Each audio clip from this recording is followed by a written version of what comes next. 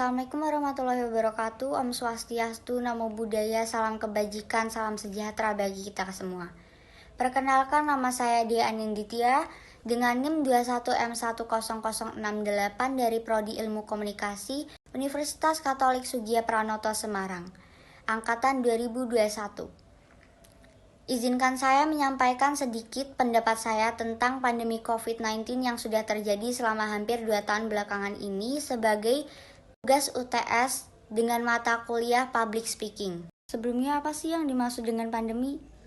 Pandemi adalah suatu penyakit yang menyebar di wilayah luas, misalnya beberapa benua, dan mungkin di seluruh Indonesia.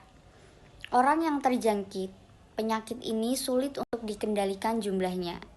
Seperti yang kita tahu, sekarang seluruh dunia sedang mengalami bencana pandemi COVID-19 atau biasa disebut dengan coronavirus.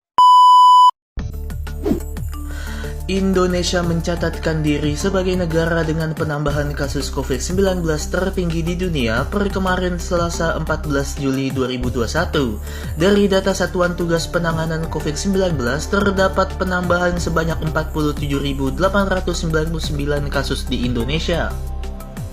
Berdasarkan data dari Worldometers, angka ini lebih tinggi dari beberapa negara lain seperti Brazil yang bertambah 45.094 kasus, Spanyol 43.960 kasus, India 40.215 kasus, Inggris 36.660 kasus, ataupun Amerika Serikat dengan 28.923 kasus.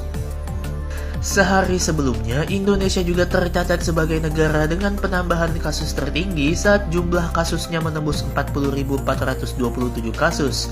Saat itu, penambahan kasus harian di negara-negara dunia ada jauh di bawah Indonesia.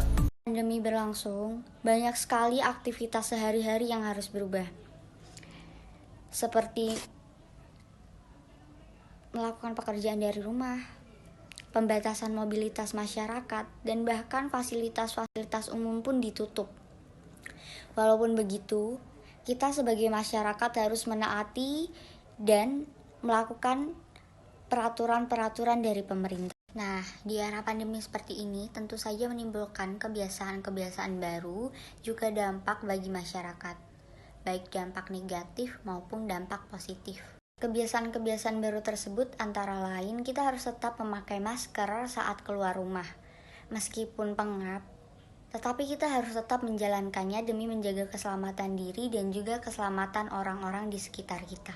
Ada pula dampak-dampak positif yang ditimbulkan, seperti kita menjadi lebih dekat dengan keluarga, bisa memanfaatkan waktu lebih banyak untuk diri kita sendiri, dan secara tidak langsung kita dituntut untuk menjadi kreatif dan adaptif untuk menyesuaikan diri dengan kondisi yang sekarang. Namun dampak negatif selalu ada bersama dengan dampak positif.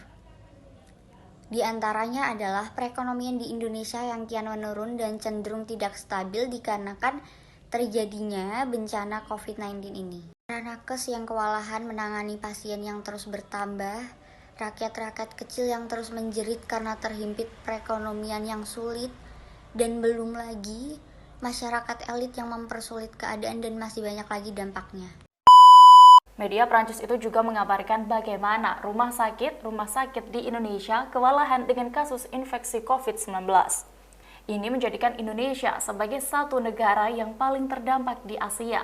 Media AFP juga mengutip pernyataan pakar epidemiologi Universitas Indonesia, Pandu Riono, di mana ia berpikir bahwa Indonesia telah mengalami 1 juta kasus COVID-19 sejak lama.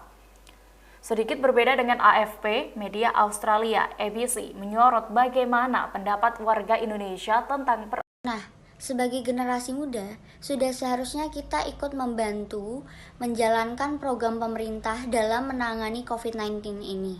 Sederhana saja seperti berdonasi dan menerapkan prokes dimanapun. Infokan kepada masyarakat mengenai pentingnya vaksin dan masih banyak lagi yang bisa kita lakukan sebagai generasi muda yang cerdas dan berguna bagi masyarakat sekitar kita. Pun sekarang, angka penularan COVID sudah menurun drastis dan sebagian aktivitas sudah berjalan dengan normal, namun kita tidak boleh lalai dan harus tetap menjaga kebersihan dan menaati prokes yang sudah ditentukan oleh pemerintah. Ayo menjadi generasi muda yang cerdas dan peduli dengan sekitar. Tetap menjaga kesehatan, minum vitamin, menerapkan pola hidup yang sehat, dan senantiasa menaati protokol kesehatan yang ada. Oh iya, satu lagi. Jangan lupa vaksin semuanya. Terima kasih.